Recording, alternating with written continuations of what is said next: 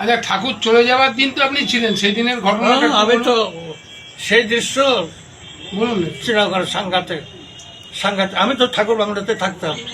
ওই ঠাকুর বর্মার রান্নাঘরের পিছনে একটা ঘর ছিল, দাদার রিডিং রুম, সেই ঘরেই থাকতাম। ইমার্জেন্সি ওষুধপত্র ঠাকুর সব আমার কাছে থাকতো। কিন্তু ঠাকুর রোজ ওই ডিগরা পাহাড়ের ওখানে বেড়াতে যেতেন, তো সবাই যেত, আমরাও যেতাম। তারপরে সেদিন সারাদিন সুস্থ, কোনো রকম অসুখ টসুখ কিছুই ছিল না ঠাকুরের। তারপরে রাত সন্ধ্যাবেলা থেকে তামাক খেয়েই যাচ্ছেন। তো সরোজিনী মা বলছেন যে ঠাকুর সকালে তো আবার বেড়াতে যাবেন, এখন শুয়ে পড়ে, অনেক রাত হয়ে গেছে, বলে আয় বসে গল্প করি, এমন দিন আর পাবি না। কিসে ইঙ্গিত দিচ্ছেন কেউ জানে না। বারবার বলছেন, আমরা বসে আছি পাশে, ঠাকুর বারবার বলছেন এই আমার 80 বছর হয়তো আর কত বাকি আছে। আমি দেবীদাকে জিজ্ঞেস করলাম, ঠাকুর রোজ এই কথা কেন বলছেন, আমার 80 বছর হয়তো আর কত বাকি আছে? তো দেবীদা বলছেন, দেবী মুখার্জি, দেবীদা বলছেন যে 80 বছর পরে হয়তো পৃথিবীর একটা চেঞ্জ হয়ে যাবে, কিন্তু এই যে চেঞ্জ, এই কেউ ভাবতে পারেনি। সেটা সেই স্মৃতি মনে করা মুশকিল। এবং ঠাকুর তখন সুস্থ, ডাক্তার পেয়ারিনা ঠাকুরকে সুস্থ দেখে, ঠাকুর আমি তো কলকাতা যাব না, হাত করে দিল, যাও। ঠাকুর শ্রদ্ধা, ঠাকুর কাছে পারমিশন, বাবা আমি একটু কলকাতায় যাব। বলে এখন না গেলে হয় না বাবা, ওখানে 4টে মিটিং আছে, তো আমাকে আমি যে কথা দিয়েছি ওর কথা দিলে যেতে হয়। শ্রদ্ধাও চলে গেলেন। আর ঠাকুর ঘরে যেসব ইমার্জেন্সি ওষুধপত্র থাকে সমস্ত প্যাকেটগুলো ঠিক আছে, কিন্তু কোনটার মধ্যে ওষুধ নেই, সব প্যাকেট। ঠাকুর যাবেন 4:55, তো ওই জানুয়ারি মাস, অন্ধকার, ঠান্ডা, তো চারিদিকে লাইট জ্বলছে, কিন্তু ওই যে ভগীরথার ডিসপেন্সারি ওই ঘরটার লাইট জ্বলছে না, খালি সুইচ টিপে যাচ্ছে, লাইট জ্বলছে না। অন্যান্যদের সবার সময়, অন্যান্যদের সবার সময় টর্চ নিয়ে শোয়, কিন্তু সেদিন টর্চটা নিতেও ভুলে গেছে। তার কাকুটা চিৎকার করতে, ওষুধ দেখতে সবাই খালি, কোথায় পাবো ওষুধ? তার দাদা বললো যে ডেরিফিলিন ইঞ্জেকশনটা তাড়াতাড়ি নিয়ে আয় সালারা, আমার বাবা চলে যাচ্ছেন সুস্থ। ঠাকুর ওই চৌকির উপরে বসে এখন শ্বাস নিচ্ছেন। তো অক্সিজেন সিলিন্ডার আনতে জানুয়ারি মাস, গেট করে গেল না ওইখানে অক্সিজেন সিলিন্ডার আনতে গেছে, থাকবে গেটে তালা, গেস্ট হাউসের গেটে তালা, হসপিটালের গেটে তালা, এতগুলো তালা খুলতে খুলতে অক্সিজেন সিলিন্ডার আনতে আনতে যখন অক্সিজেন সিলিন্ডার ঠাকুর বাড়ির মধ্যে ঢুকলো, তখন ঠাকুর চলে গেলেন, বাবাই যায় না। আগের দিন রাত্রেও বুঝতে পারেনি ঠাকুর চলে যাবে। অসুস্থ সুস্থ মানুষ বসে বসে গল্প করছে, তামাক খাচ্ছেন আর গল্প করছেন। তো সরোজিনী রাত হয়ে গেছে, আপনি এখন শুয়ে বসে, সকালে তো আবার বেড়াতে যাবেন, ওটাই আয় বলছে গল্প করে, আমার দিন আর পাবি না।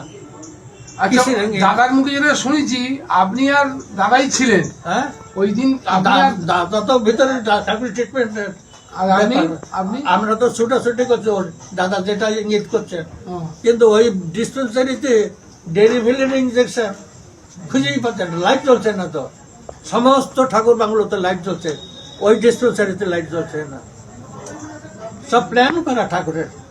তারপরে কাকুর আমাকে বলে যে তাড়াতাড়ি ডাক্তার ননী মণ্ডল ছিলেন, ওনাকে ঠাকুর ডাক্তার বলে ডাকতেন। সেদিন উনি দেখলেন যে ঠাকুর সুস্থ আছেন, তার ঠাকুর বললেন যে এই ডাক্তার আজকে বাড়িতে না গেলে হয় না। তো উনি দেখলেন যে ঠাকুর সুস্থ মানুষ, এখন আর কি করবো, তো উনি বাইরে চলে গেলেন। আর যখন ঠাকুরের ওই ইমার্জেন্সি অবস্থা, কাকুরদা বললেন শিগগিরি ননীদাকে ডেকে নিয়ে আয়। আমি গাড়ি ড্রাইভ করে রেলওয়ে গেটে গেলাম, গেট বন্ধ, সব মিরাকেল, গেট বন্ধ। গেট খুলতে খুলতে খুলতে খুলতে এখানে নন্দী মণ্ডল আসা, ঠাকুরকে দেখতে পাইনি, বডিটা দেখেছে। তার বড়দাও তো ছিলেন না, হ্যাঁ বর্দা তো পরে এলেন না, বর্দা পরে কেউ এসছেন। না। হ্যাঁ ছেলেবেলা পরে এসছে। মানে বর্দা ঠাকুর চলে যাবার পরে এসছেন যে হ্যাঁ, আমি তো ছিলাম। না কেউ ভাবতেই পারেনি তো। ঠাকুর তো অসুস্থ নয়, রোজ ঠাকুর রোজ আমাকে বলতেন যে এই আমি আর আমার মা যে ঘরে ছিলাম সেই ঘরটা তুই দেখেছিস, আমি কি করবো? আবার তার সেই সব সাধন ভজন নেই, বারবার বলছেন যখন এরকম কথা আমি চুপ করে থাকি। অজিত গাঙ্গুলি ছিল, ওর বল যে দেখেছি দেখেছি, আমি কি করে বলবো? ঠাকুর আর ঠাকুরের মা যে ঘরে ছিলেন সেই ঘরের কথা আমি জানবো কি করে? আমি চুপ করে থাকতাম। এই অবস্থা। ঠাকুর কাছে গেলে কি খবর রে, আগে ভালো, রোজ এরকম অদ্ভুত অদ্ভুত কাণ্ডা। খেলিস বিশ্ব লয়ে বিরাট শিশু, ওই ওই বিরাট শিশু ওই চকিতে বসে লক্ষ লক্ষ লক্ষ মানুষকে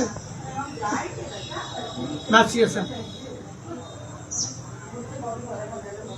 শেষ স্মৃতি কল্পনা করে মুহূর্তের মধ্যে সমস্ত গ্রামকে গ্রাম, বাজার টাজার সব বন্ধ হয়ে গেল, সব ছুটে আসছে ঠাকুরের কাছে, ঠাকুরকে দেখার জন্য।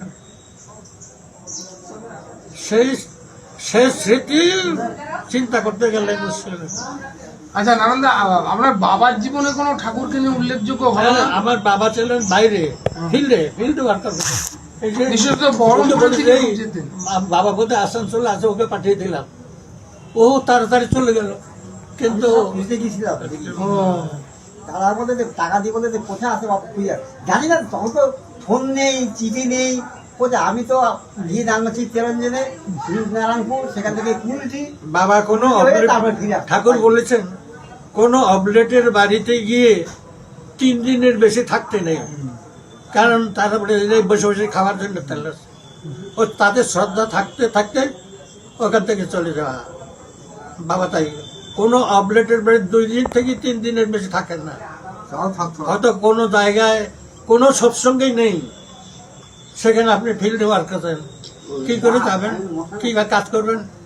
অটোমেটিক্যালি আপনি যদি ঠাকুরের কত প্রাণ হন, অটোমেটিক্যালি লোক চলে আসে। নর্মালি এই যে ইউনিফর্ম, এটা দেখে মানুষ বুঝতে পারে যে আপনি ঠাকুরের সৎসঙ্গের লোক। এরকম এই ইউনিফর্মটা ঠাকুর সৃষ্টি করেছে।